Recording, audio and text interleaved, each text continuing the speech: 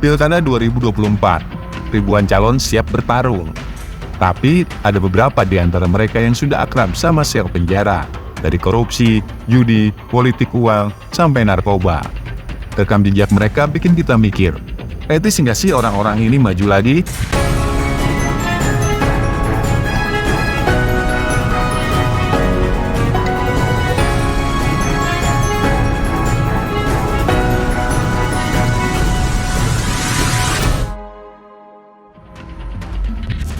Di arena Pilkada 2024 ada sekitar 1.552 pasangan calon yang siap bertarung.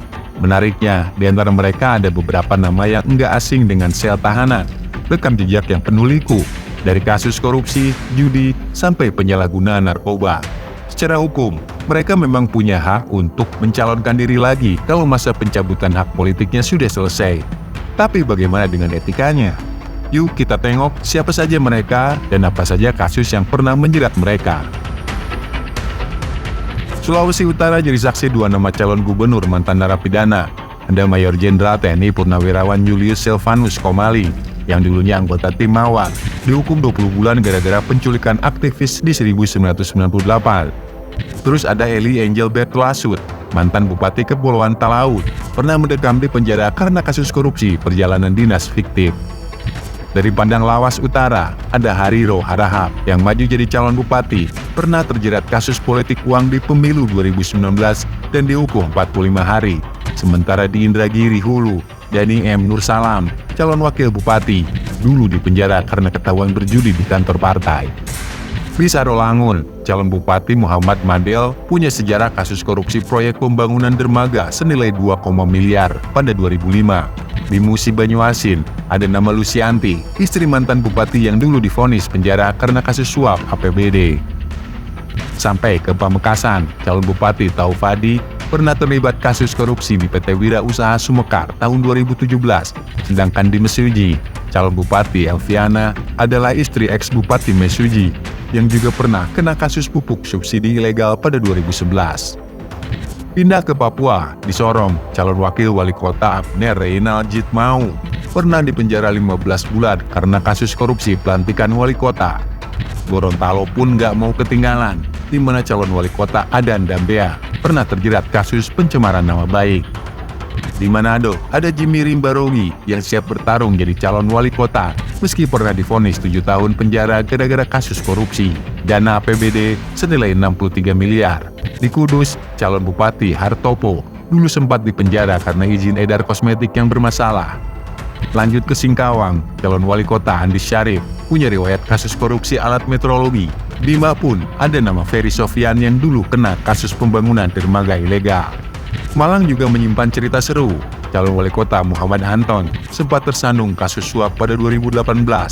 Tegal, nggak ketinggalan, calon wali kota Gideon Supriyono pernah kena kasus suap, dan calon wakil wali kota Ahmad Satori ketahuan pesta sabu-sabu. Ada juga calon wali kota Dandan Riza Wardana di Bandung yang sempat dipenjara gara-gara pungutan liar. Di Lok Sumawe, calon wali kota Zarkasi pernah divonis 8 bulan penjara karena korupsi proyek jalan. Pandeglang diwarnai dua calon dengan masa lalu kelam. Uday Suhada terlibat kasus penggelapan uang toga mahasiswa, dan Ahab Tadi terlibat korupsi dana perumahan DPRD Banten. Sementara di Morotai, Rusli Sibua, mantan bupati yang pernah menyuap ketua Mahkamah Konstitusi untuk memenangkan sengketa pilkada. Ada juga calon bupati Amir Hamzah dari Lebak yang dulu kena kasus suap sengketa pilkada. Calon lain di Konawe Kepulauan, Waode Nurhayati yang dulu kena kasus suap dan pencucian uang, hingga Manggarai Barat, calon bupati Edi Stasius Endi yang punya rekam jejak kasus judi.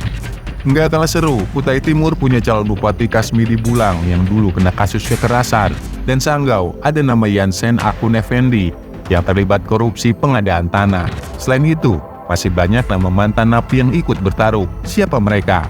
Bambang Rianto, Rahmat Hidayat, Ronald Tampu Bolon, Suraji Yunus, Dul Musrid, Azhar Bintang, M. Syarif HD, Totok Sugianto, John Firman Pandu, Yunaidi Arif, John Lado Kaba, Leonidas Adu, Jaya S. Mono, Marlan, Syairi Muhlis, Jack Monamisi, Nacianto Parakasi, James Amoke, A. Afif Darvin, Rifandi Luau, Nurmawan Pakaya. Sebenarnya apa yang bikin mereka tetap pede maju? Di atas kertas, mereka memang sudah sah ikut lagi. Tapi buat kita yang milih, rasanya boleh dong ngasih penilaian dari track record juga. So, buat yang nanti nyoblos, pilih bijak ya.